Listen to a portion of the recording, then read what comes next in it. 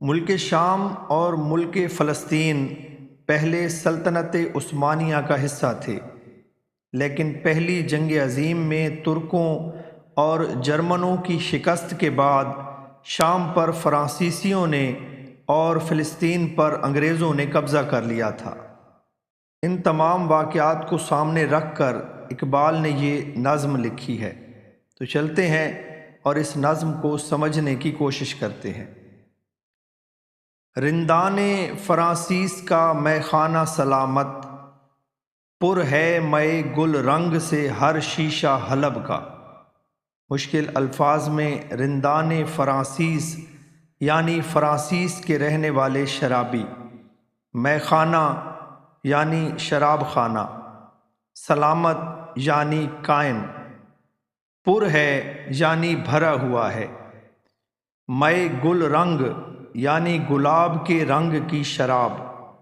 شیشہ یعنی پیالہ یا صراحی، حلب شام کا ایک شہر، یہ شہر شیشہ بنانے کے لیے مشہور تھا۔ سلطنت عثمانیہ کے زمانے میں شام ایک بڑا ملک تھا، جس میں فلسطین، لبنان اور اردن کے کچھ حصے بھی شامل تھے۔ پہلی جنگ عظیم کے بعد اسے تقسیم کر دیا گیا اور یہاں یورپ کے شرابی آ گئے، اور انہوں نے ان ملکوں کے شہروں کو بھی شراب خانوں سے آشنا کر دیا اور لوگوں کو شراب اور بے حیائی پر لگا دیا۔ ان حالات کو دیکھ کر علامہ اقبال طنز کے طور پر کہتے ہیں کہ فرانس کے شرابیوں کے شراب خانے سلامت رہیں، جن کے شام میں آنے سے شام کے شہر بھی شراب خانوں میں تبدیل ہو گئے ہیں۔ حلب کا وہ شہر جو پہلے شیشہ بنانے میں مشہور تھا، اب شراب کے شیشوں یعنی پیالوں اور صراحیوں کو بنانے لگا ہے، اور شراب ان شرابیوں نے پورے ملک شام میں عام کر دی ہے خاک فلسطین پر یہودی کا اگر حق، ہسپانیہ پر حق نہیں کیوں اہل عرب کا۔ مشکل الفاظ میں خاک فلسطین یعنی فلسطین کی سرزمین، ہسپانیہ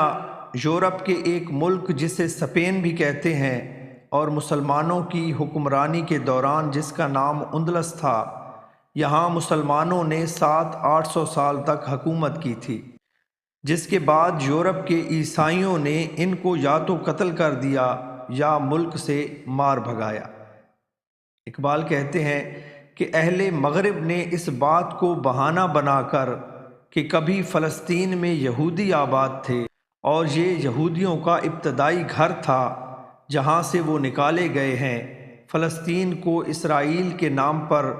یہودیوں کو دے دیا گیا ہے۔ اقبال کے زمانے میں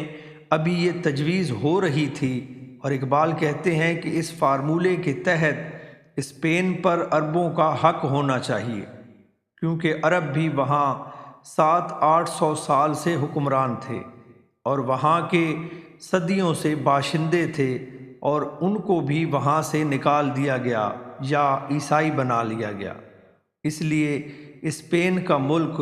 عربوں کو دے دیا جانا چاہیے۔ مقصد ہے ملوکیت انگلیس کا کچھ اور، قصہ نہیں نارنج کا یا شہد و رطب کا۔ مشکل الفاظ میں ملوکیت انگلیس یعنی انگریزی حکومت، نارنج یعنی سنگترے، رطب یعنی کھجور۔ اقبال کہتے ہیں کہ انگریزی حکومت کا